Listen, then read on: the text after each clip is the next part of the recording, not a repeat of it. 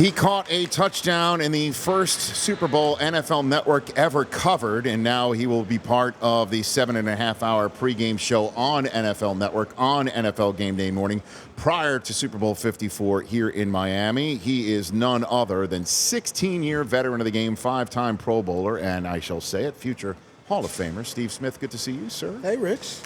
Yes, very much indeed. All right, what do you think of this this game that's coming up? I know you and Dion were chit-chatting a little bit about this could be the most evenly matched Super Bowl that we have seen. Would you agree with that, Steve? What do you think? I believe so. You got the number one defense, number one offense. You got two teams that really know exactly who they are. They have a true identity. A lot of times you get teams that get into the playoffs trying to make it to the Super Bowl. And what do? They lose their identity. They try to trick you, try to do some things uncharacteristic. And I really look at it, I'm a food guy. I work out to eat. And I look at the Super Bowl as, you know, when you talk about food week in a city, and you go to a restaurant and they have all the preset menus. You know, the regular season is like the appetizer, right? And the playoffs really are the main dish, the main appetizer, but the Super Bowl is really to cement the whole meal. It's the dessert.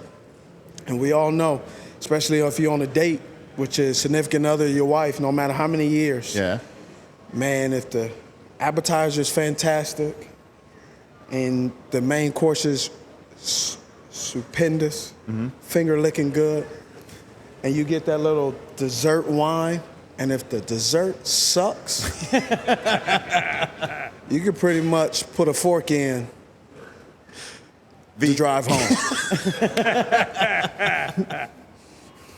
You know what I'm talking about. I do. I'm trying to sit here and figure out how to follow up with a question off of that, Steve, but that is an understandable. It's very relatable. Yes. It's relatable. I totally understand. So then I guess who's got the best dessert chef? Pastry chef? Yeah, who's got the best pastry chef in Super Bowl 54? I did not think I'd be setting up a question that way, but you have led me to it. What I love, Andy Reid understands exactly what he wants. He likes to eat, too. Is that where you're going with that? Yeah, he coaches to eat. Yeah, that's right. It's know your role. Right. You know, be confident in your own skin. And I love what Andy Reid does. He understands exactly what his identity of his team is. He understands his quarterback. Heck, he traded for Alex Smith as well. So he knows exactly what he wants, how to does it. The thing that I love about Andy Reid and Eric Bieniemy and that staff offensively is they understand how to set up. They put guys in position. And Andy Reid is a great play designer. However, he's an excellent play caller, right? And some of these teams that have these, use a guy like Matt Nagy, excellent play designer. But I believe because of his lack of experience of his quarterback that was thrusted onto him prior to his employment of being a Chicago Bear head coach and offense coordinator, at times because of that quarterback, he lacks the ability sometimes to the execution of that play design. And sometimes it limits what kind of play that coach can call based on what his offense can and cannot do, what their weaknesses and strengths are. So that's what I love about Andy Reid. But I also love Kyle Shanahan. He understands exactly what he wants to do. He is going to run the ball.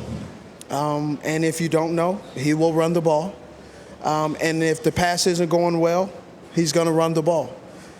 And what I really love about that is he's not shy about it. And so you know Kansas City Chiefs are going to pass the ball. They'll run it here and there.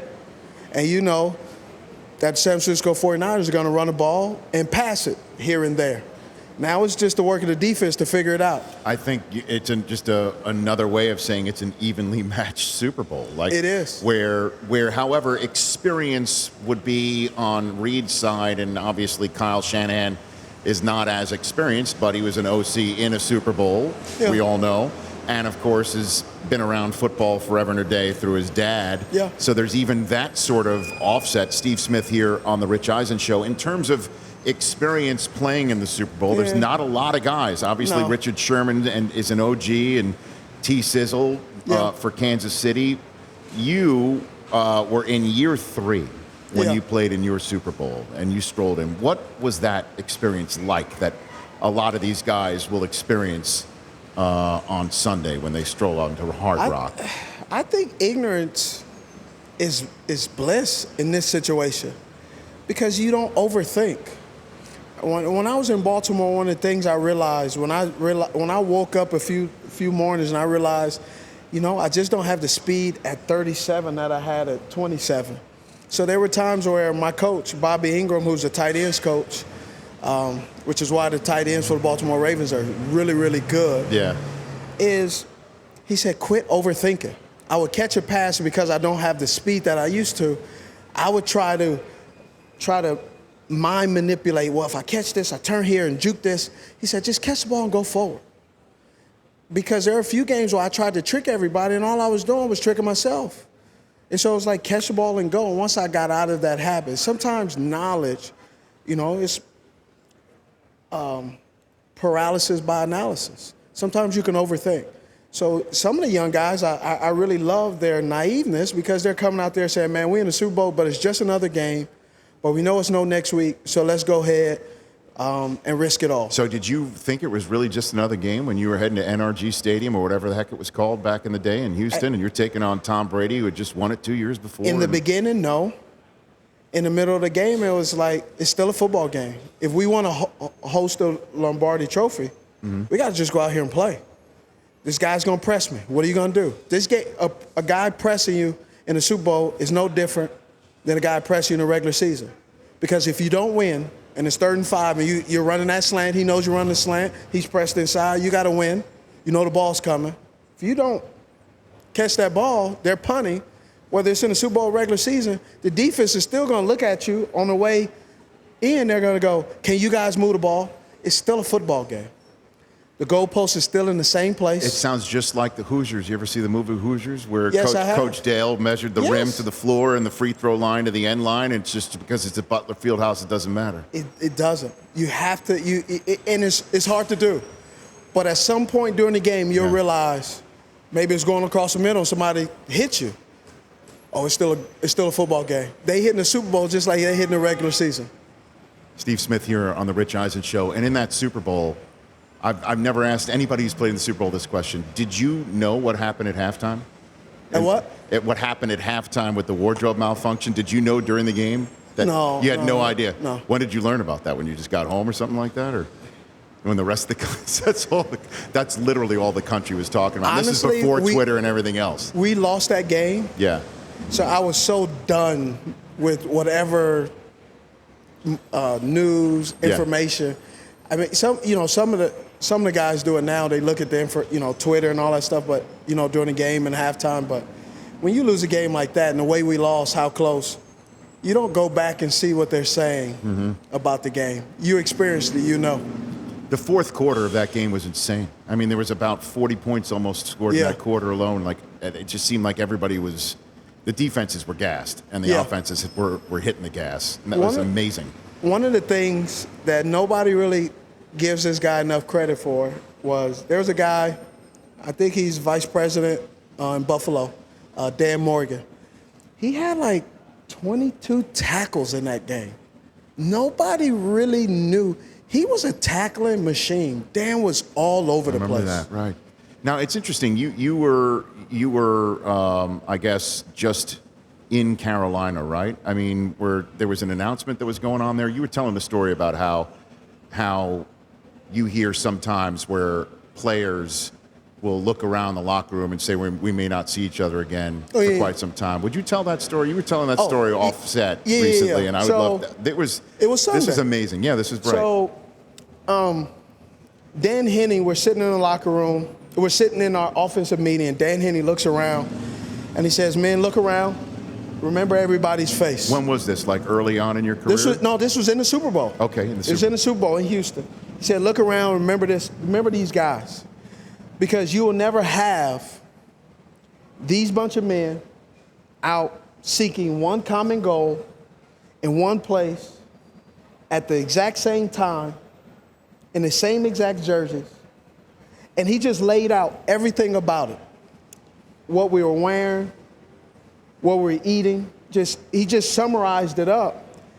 And he said, so remember, no matter what the outcome is, none of you will ever be in this room ever again doing this. You may do it with another team. You may do it for another group of individuals. We may be back here next year, but 5 of you guys, I guarantee you, will not be back here because that's just the way life works. He says this before the Super Bowl. He says it's before Super Bowl. So he says, unless you want to change it, you can't. But so you might as well go out there and just bust your tail.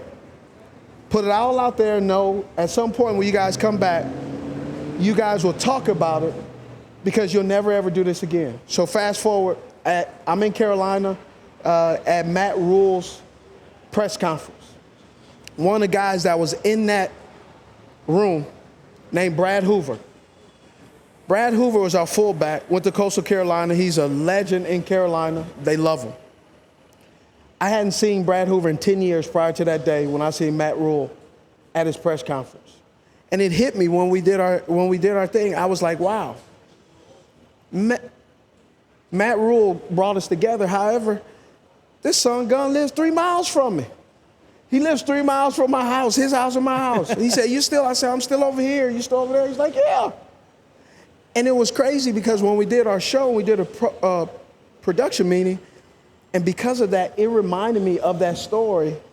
I went and played a football game with one of my closest friends at that time, and yet we stayed out of touch for 10 years. And it summarized really, fans see this as, a lot of fans see this on the couch and they go, I could do this. Oh, I could be here, I could do that. But a lot of these men and women now that put so much time and effort into this game, and I've learned it as an analyst, we show up so many hours before, but there are so many men and women who lay the carpet, the lighting. Yeah. While the football players are asleep, while we're eating pregame meal, they're doing all those things. So as an analyst, one thing that I really feel ashamed of, and I'll say it now, is I didn't appreciate, I believe, the engine, the wheels, and the tires that help all this go on. Mm-hmm. See, we're just the cute cars, the luxury vehicles. But without the tires, without the spark plugs being changed, without the oil, without the radiator, without the windshield wiper fluid being refilled, none of this exists. And I didn't know that as a player. So now as an analyst, when I go on set a lot of times, or if I do a sit-down interview, I shake the hand of every cameraman or woman, because if they don't do their job, I look stupid. Or some people that's watching this stupider, depends on how they look at it, right? So that's one of the things that as a football player, I feel ashamed I didn't respect. But now as an analyst, I respect the men and women that allow us to get our game started, that the game is going to be at, 8 o'clock? However, there are people up 3, 4, 5 a.m. in the morning getting things prepared. No doubt. No doubt. Amen to that. Amen to that. And everybody that's obviously here right on the set, too, who make this, we're in this beautiful spot that once it's all over, will go back to being a parking structure. And it looks beautiful right here because of all the hard work that everybody's been putting into it. And again, in the same way, I think this week more than ever has crystallized, love what you do when you do it and live in the moment as best you can, because you never know how things will change. And in the same way that we're all here at this show at the Super Bowl, who knows when we'll all be together again? And that what a message that Dan Henning delivered to you. I think we'll be together on Sunday. Well, that is for 7.5 hours. That is inevitable. That's a fact. That is absolutely a fact. And it's game prediction time presented by DirecTV 4K. A quick reminder that the big game on Sunday is brought to you by 4K HDR by DirecTV. All right, Steve, Kansas City or San Francisco? Who do you have in this one? Being a 49ers fan, I would love to see them win, as I am a 49ers fan, grew up. My grandpa was an Oakland Raider fan. But I got the Kansas City Chiefs.